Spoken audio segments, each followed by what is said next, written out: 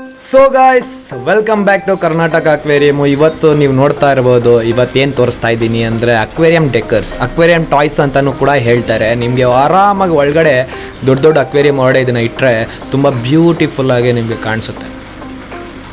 ನೀವು ಆಲ್ರೆಡಿ ನೋಡಿರ್ತೀರಾ, ಆದರೂ ನಮ್ಮ ಅಂಗಡಿಯಲ್ಲಿ ಏನೇನು ಸಿಗುತ್ತೆ ಅಂತ ಇವತ್ತು ನಾನು ನಿಮಗೆ ತೋರಿಸ್ತಾ ಇರೋದು.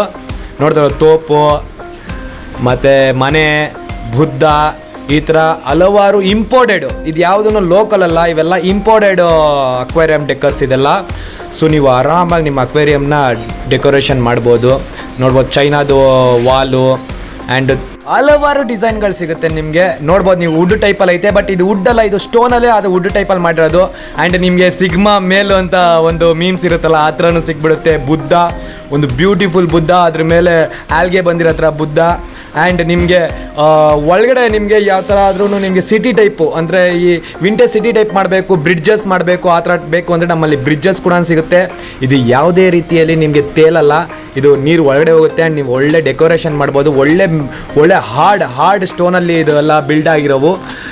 ಈ ಥರ ನಿಮಗೆ ಬೇಕು ಅಂದರೆ ದಯವಿಟ್ಟು ನಮ್ಮ ಸ್ಟೋರ್ನ ನೀವು ವಿಸಿಟ್ ಮಾಡ್ಬೋದು. ಕರ್ನಾಟಕ ಅಕ್ವೇರಿಯಂನ JP Nagar 5th phase Vinayaka ನಗರದಲ್ಲಿ ನಿಮಗೆ ಬಂದರೆ ಈ ಥರ ಹಲವಾರು ಐಟಮ್ಗಳು ಸಿಗುತ್ತೆ.